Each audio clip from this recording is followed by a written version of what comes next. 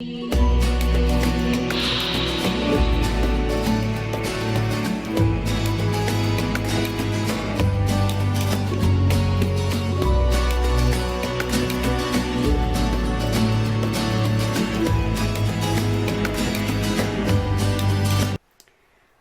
tout le monde, donc aujourd'hui on se retrouve donc pour les lectures du DGL du mois d'octobre. Je suis désolée de publier encore ça très tard en fait. Je vais être franche, j'ai lu Chronique Cannes ce mois-ci, enfin, j'en ai lu un autre.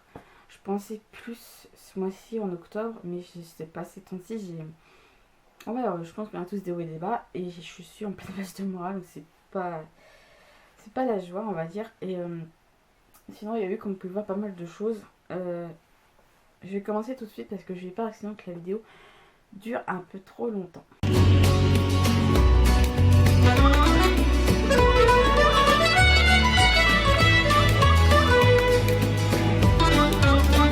Alors dans les livres chroniqués ce mois-ci, on a eu qu'un, c'est Le Carillon du Monde d'Anne Chevalier Mao, donc il était chez ACM. Je crois que c'est plus de l'auto-édition.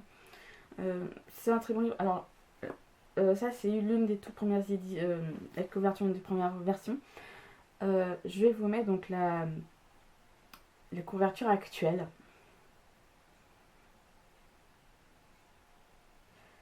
Alors c'est pour le fond j'ai vraiment adoré. C'est vrai que j'ai fait beaucoup de pauses, c'est vrai que je vous ai parlé plusieurs fois comme quoi je vais le lire.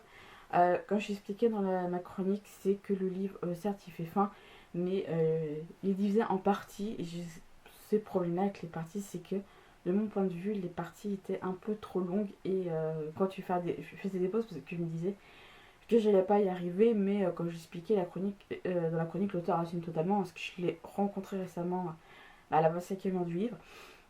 C'est vrai qu'elle m'a aimé ma voix, elle a dit c'est vrai, du coup ça fait un peu long, mais c'est vrai qu'il y a des choses dedans. Il y a vraiment, comme c'est indiqué là, des espaces où on peut faire une pause. Au moins on ne se sent pas arrêté en plein milieu, quand on est en plein milieu d'une phrase, enfin tout ce que tu veux. Mais j'ai plus loin que c'est souvent ouais, beaucoup d'interlignes aussi. Mais dans l'ensemble c'est un bon livre, mais c'est un livre que je peux conseiller, mais si vous êtes du genre à vouloir lire des livres, on va dire plus ou moins d'une traite.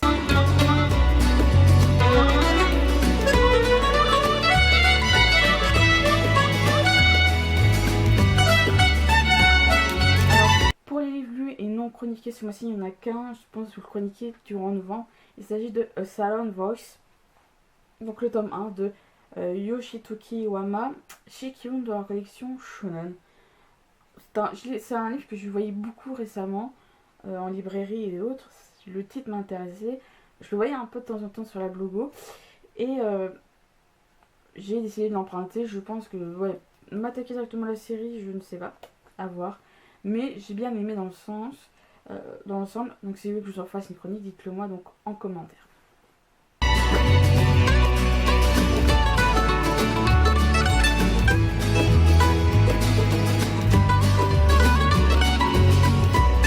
Alors là, on va passer vraiment aux acquisitions. Donc là, j'en ai laissé une partie des acquisitions. Ouais, excusez-moi. Donc je vais vous présenter ce que j'ai acheté.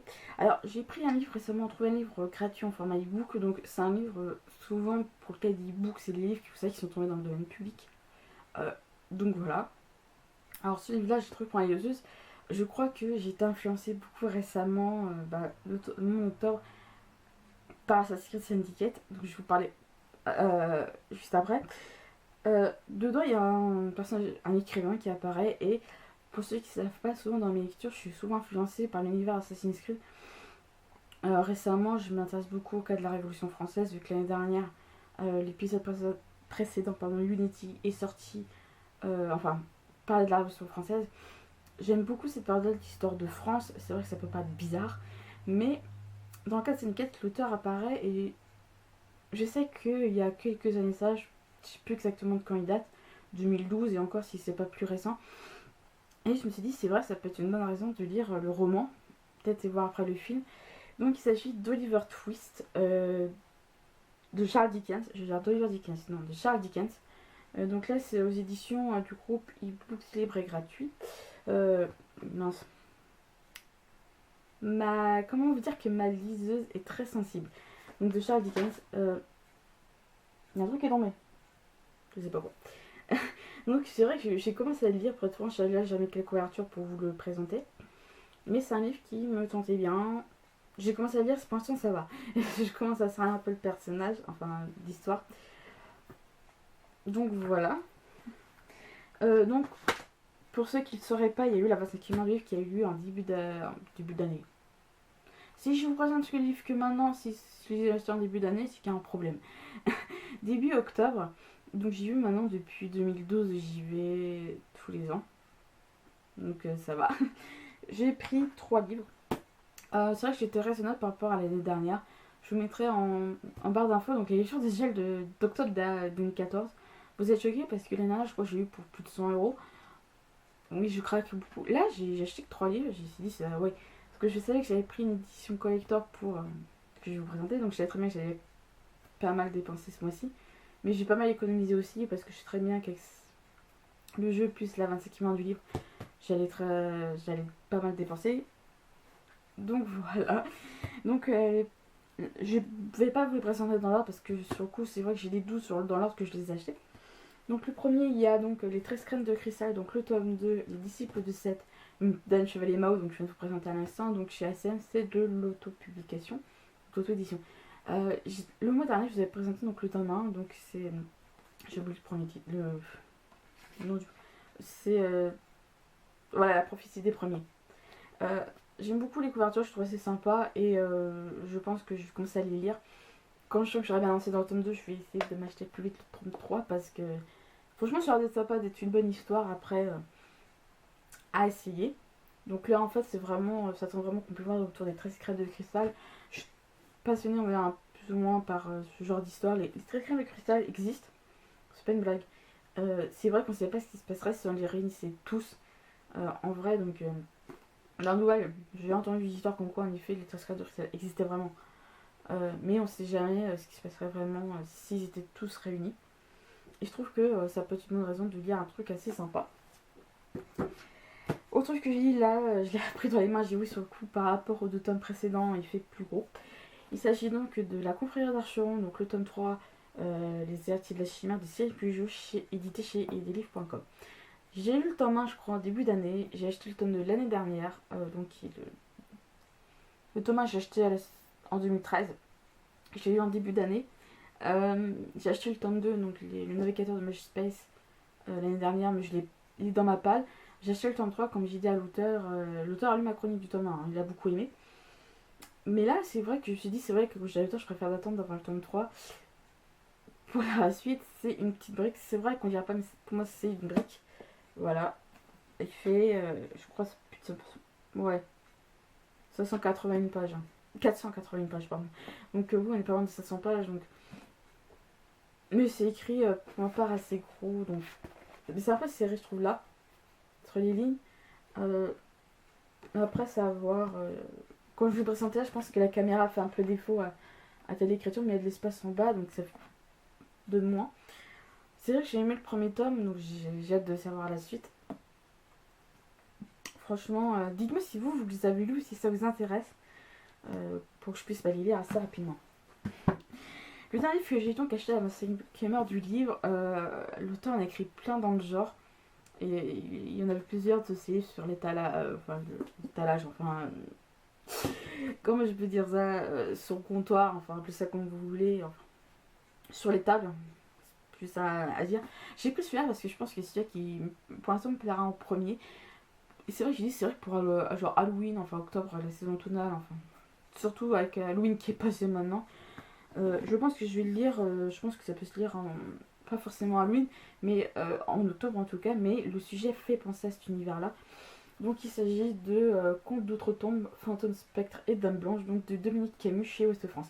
Le livre, franchement, l'objet livre est génial. Donc là, j'ai mis des post-it là pour éviter de chaque fois faire comme ça et que vous profitez pas de la couverture. Le livre, franchement, il fait bien, il fait genre grimoire. Et je trouve que ça va très bien. Alors, l'auteur m'a précisé que là, c'est les Dames Blanches pures et dures. Pas les Dames Blanches type légendes urbaines. Je m'explique. Les Dames Blanches qu'on qualifie de dames qui rentrent dans la catégorie légendes urbaines, Si vous savez, les très célèbres dames blanches autostoppeuses. Pour ceux qui se demandent de quoi je parle, je pense que c'est pas le cas. Vous savez cette histoire de souvent de la nuit des conducteurs qui prennent une dame, souvent la majorité genre, des cas, habillée de blanc, elle va, c'est une destination qui est aussi la leur. Enfin bref, la destination de cette dame, ils sont sur leur chemin, ils la prennent et à un moment précis, la dame hurle. Donc le conducteur s'arrête et vous savez, la dame blanche disparaît. Et c'est souvent là, parce qu'on dit souvent là que cette dame serait morte. Ça, c'est dame blanche type légende urbaine. Là, c'est dame blanche, mais pure et dure. Pas celle-là, mais vraiment les autres. Celles qui hantent vraiment les lieux. Donc là, je vous ai pas lu le résumé parce que c'est à tome 2 et à tome 3. Mais là, le résumé de celui-là, c'est: si l'on croit ces histoires naguère contées lors des veillées, les morts ne restent pas toujours sagement allongés dans leur tombe. Bon nombre d'entre eux reviennent parmi nous, et pour des motifs pas toujours avouables, solder les dettes, terminer une besogne inachevée, effectuer une pénitence, se venger d'un délicat ou même tourmenter les premiers venus par plaisir.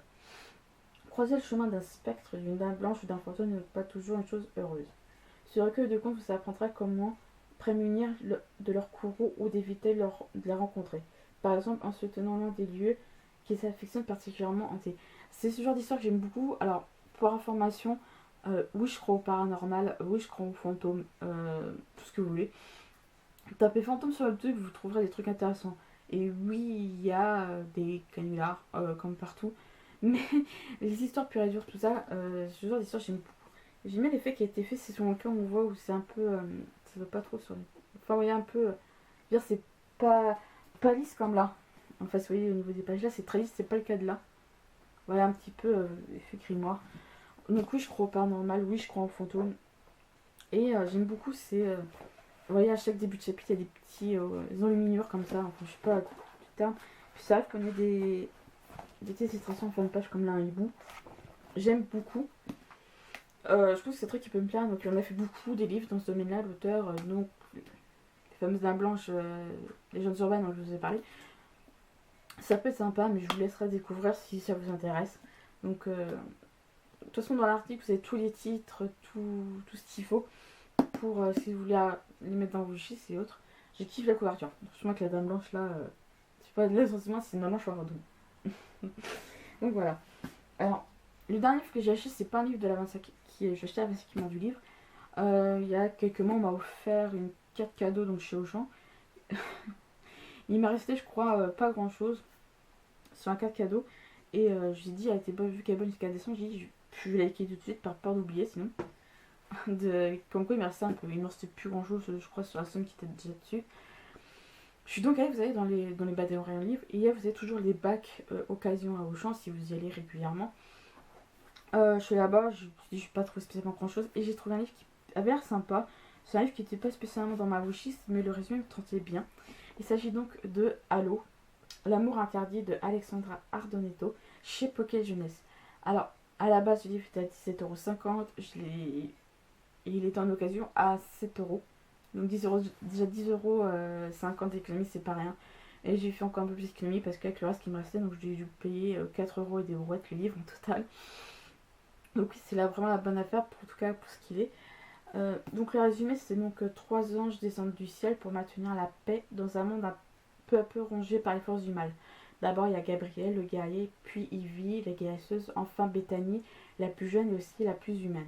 Sous la lueur d'adolescents, les 3 anges intègrent incognito le lycée de Venus Grove, un endroit en apparence tranquille. La fratrie a des consignes claires, ne pas dévoiler ses pouvoirs et surtout ne pas s'attacher aux humains. Mais personne ne peut prévoir que la rencontre entre Bethany et Xavier, un simple mortel, fera des étincelles. C'est la chimie irrésistible, l'attirance interdite. Alors que les ténèbres se rapprochent, l'ange Bethany doit choisir. L'avenir du monde ou l'amour avec un grand A. Alors moi j'adore tout ce qui touche aux anges. Donc je pense que c'est pour ça que je l'ai pris. À voir ce que ça peut donner. Donc voilà. Donc l'ensemble, je sais pas si c'est un livre qui a souvent été lu. Je suis même pas allée voir sur les livres addicts, pour être franche. Souvent quand j'achète un livre, je fais sur les livres addicts pour le mettre, enfin dire que je suis dans ma palle. Mais je vais pas forcément, je regarde plus ou moins la note qu'il a. Mais je vais pas forcément voir ce qui a été dit. Donc ça peut paraître bizarre. En Enfin, ça me donne une idée, souvent la note me donne forcément une idée si c'est un livre qui est bien, pas bien, moyen, entre moyen et bien, enfin, c'est à voir souvent. Mais je vais être franche, je regarde jamais forcément les critiques qui ont été mises. Je vais beaucoup voir notamment les critiques quand j'ai eu le livre.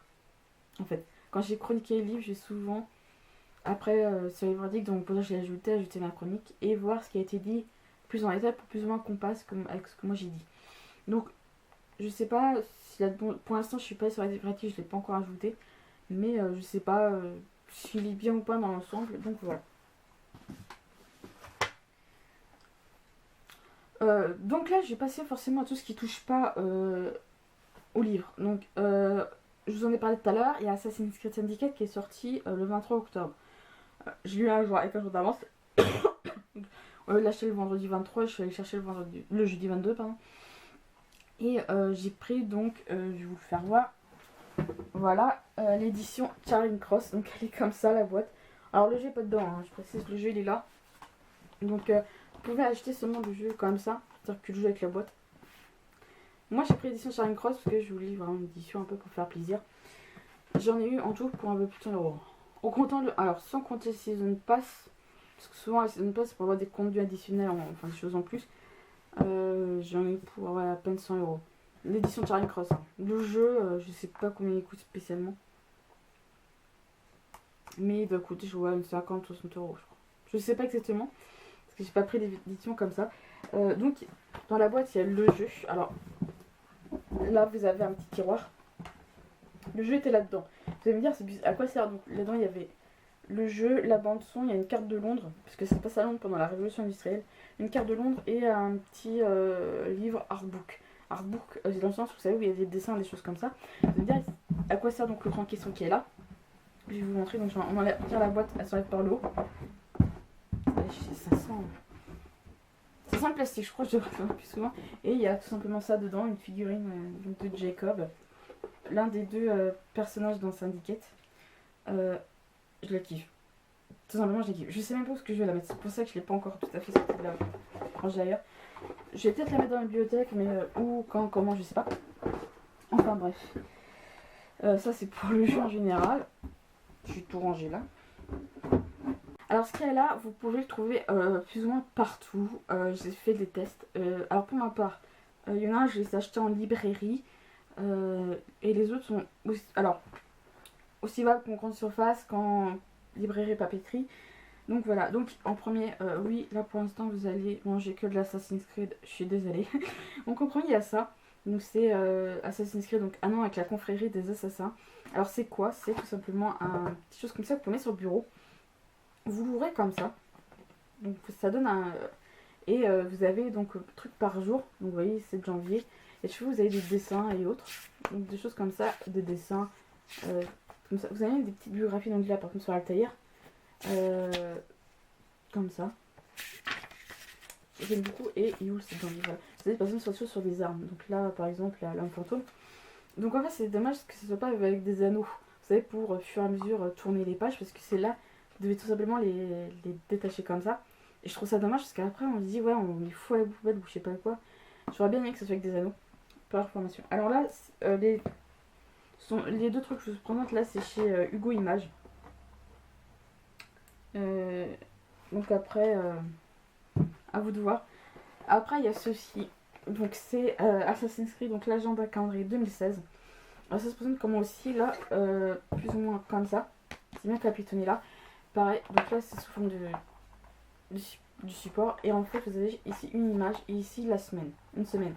Donc là c'est du 28 décembre 2014 2015 pardon, au 3 janvier 2016. Donc c'est comme ça par une semaine en fait. Chaque semaine vous avez là une image. Donc les jours du lundi au dimanche. Alors samedi, dimanche c'est 2 cases. Et les autres en fait vous avez des heures. Et moi je trouve ça vachement pratique parce que pour mettre sur le bureau c'est très bien. Parce qu'au moins vous avez une vue d'ensemble sur la semaine. Par exemple pour genre quand vous êtes chez vous, que vous appelez pour avoir un rendez-vous. Que vous dites ah oui moi je peux pas de telle heure telle heure. Je trouve ça vachement très pratique, donc vous avez chaque fois un dessin un peu à peu, et ça j'aime beaucoup. J'ai commencé à le compléter franchement, et c'est très pratique. Donc là pareil toujours chez Hugo Images. Donc voilà. Et le dernier que j'ai pris, c'est ça. Donc c'est le calendrier 2016. Donc uniquement avec des dessins de Assassin's Creed Syndicate. Donc celui qui est sorti. J'ai celui de cette année, donc de 2015. C'était sur Unity. Donc en fait, ça se présente comment? Ça se présente comme ça. Vous avez le mois, donc janvier, toujours avec le logo d'Assassin's Creed Syndicate. Et vous avez lundi, tous les lundis, donc 4, 11, 18, ainsi. Et ainsi de suite. Et c'est comme ça. Alors à chaque fois, vous avez une image différente. Mais que sur Assassin's Creed Syndicate. Donc voilà, c'est tout ce qui est niveau. Donc là derrière vous avez Assassin's Creed Syndicate avec toutes les images de chaque mois. J'aime beaucoup, au moins accroché au mur, au moins dans l'ensemble du mois ça fait bien. Donc voilà pour tout ce qui est achat, je crois que c'est ce truc qui a pris le plus de temps dans ma vidéo. Je suis désolée si la majorité c'est de l'Assassin's Creed, mais j'aime beaucoup les sagas Assassin's Creed, hein. J'aime pas que lire, j'aime aussi d'autres choses. Donc voilà.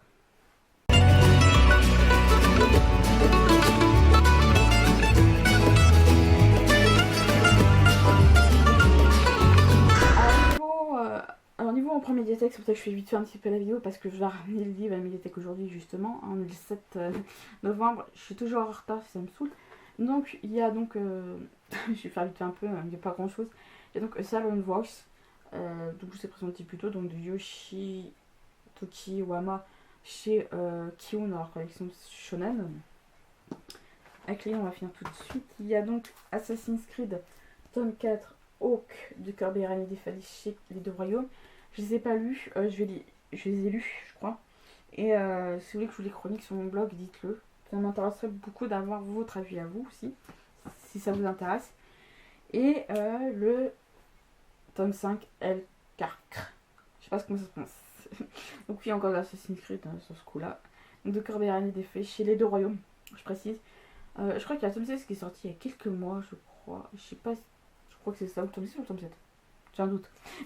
Donc voilà, donc c'est des BD qui, je doute à lire parce que à les acheter. J'ai eu le 1, 2, 3 acheté, mais quand on sait que les BD coûtent 13,50€, ça fait un peu mal. C'est pour ça que je vais voir si je peux me les offrir. C'est pour ça que je les emprunte à la médiathèque. Au niveau des CD que j'ai empruntés, il y en a 4. Il y a donc IMAX de Carmax, ou l'inverse, je ne sais pas. Franchement, je sais pas, le titre ne donne pas spécialement plus d'idées. Il y a Civitas Day, je parle pas latin, je suis désolée. L'office de la c'est ça, de la dédicace donc du chœur grégorien de Paris. Il y a donc l'épiphanie, donc il y a l'épiphanie et la présentation du Seigneur, donc de l'habillé des Solènes. Je crois que je vous ai déjà présenté un autre CD, je crois, je sais plus lequel c'est, mais s'il faut je vous le mettrai, le nom exactement. Et il y a donc musique de Celti, et d'ailleurs donc à l'accordéon diatonique de Mac James. Donc voilà.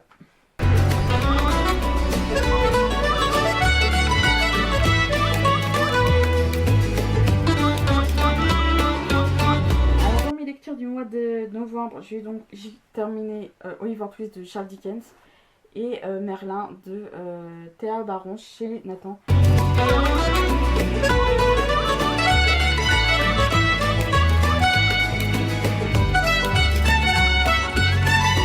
Donc ces lectures de déjà sont terminées, j'espère qu'elles vous ont plu. Donc ne me dites pas si vous avez lu des choses, s'il y a des choses qui sont bien, moins bien. À chaque fois vous le lisez, mais j'ai l'impression que tout le monde s'en fout en fait. Donc voilà. Donc voilà, n'hésitez pas à me dire en commentaire. Et sur ce, je vous dis de bonne lecture et à bientôt.